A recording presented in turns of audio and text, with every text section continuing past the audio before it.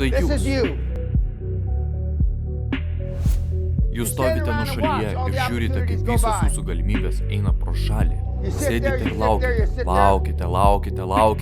Gal kitą kartą, gal visgi kitą kartą. Ne, pavargau, gal kitą kartą, tikrai kitą kartą. Ir štai atsiranda toks kaip aš, tas, kuris užšoka ant grobio ir suėda jį. Galbūt kitą kartą, ne? Tai kas iš čia esančių yra tikrasis liūtas? Kai tik tampate bebaimiais, jūsų gyvenimas tampa neribotas. Skirtumas tarp manęs ir jūsų yra tas, kad aš visiškai nieko nebijau. Aš nebijau, kad man nepasiseks, nebijau suklysti, nebijau kitų nuomonės, aš neturiu baimės.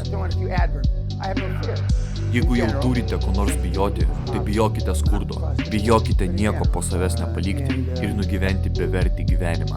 Mes per dažnai viską atidedame vėlesniam laikui, per daug rūpinamės, ką apie mus pagalvos kiti žmonės, tačiau tai tik iliuzija, kuri nuodijo ir mano gyvenimą.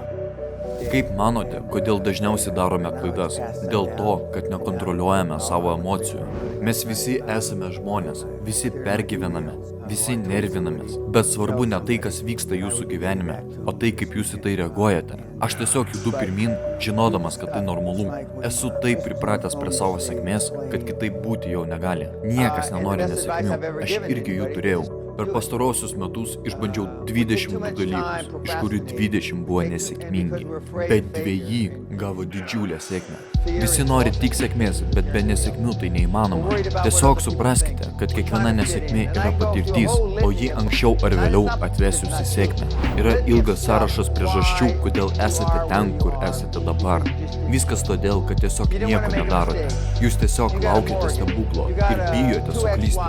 Esate paskendę skolose ir kredituose. Turite 2 buvusias žmonas, turite 15-metę dukrą, kuri dar ir laukiasi. Aš galiu tęsti ir toliau šį sąrašą. Bet esmė ta, kad jei prieš 15 metų, prieš 10 metų, prieš 5 metus, ar net prieš 5 prakeiktus mėnesius būtumėte pradėję imtis veiksmų, dabar būtumėte visai kitoje situacijoje. Todėl sakau, nesvarbu kiek jums metų, jūs vis dar turite laiko pradėti naują gyvenimą. Tiesiog darykite tai. Bet jūs nieko nenorite daryti, jūs norite greitų ir lengvų pinigų, bet taip nebūna. Jūsų problema ta, kad jūs nenorite $1 000 per 2 metus, jūs norite $100 per dieną. Dauguma čia esančių žmonių, dauguma YouTube žiūrovų turi suvokti, kad ir kaip liūdnai tai skambėtų, jūs tiesiog švaistote savo gyvenimą. Jei manote, kad už pinigus negalima nusipirkti laimės, jūs tiesiog nežinote, kur pirkti. Galite uždirbti daug pinigų ir eiti gelbėti pasaulio, galite uždirbti daug pinigų ir gelbėti miškus Brazilijoje. Jūs galite padėti benamiams, taip pat galite gelbėti vaikus nuo sunkių lygų, bet be pinigų jūs nieko neišgelbėsite. Kol neuždirbsite bent kažkiek pinigų, negalėsite padėti nei savo šeimai, nei savo. Argi jūs to nesuprantate? Padarykite 2 sąrašus. Pirmame surašykite savo tikslus, tiek trumpalaikius, tiek ilgalaikius, tiek asmeninius, tiek verslo.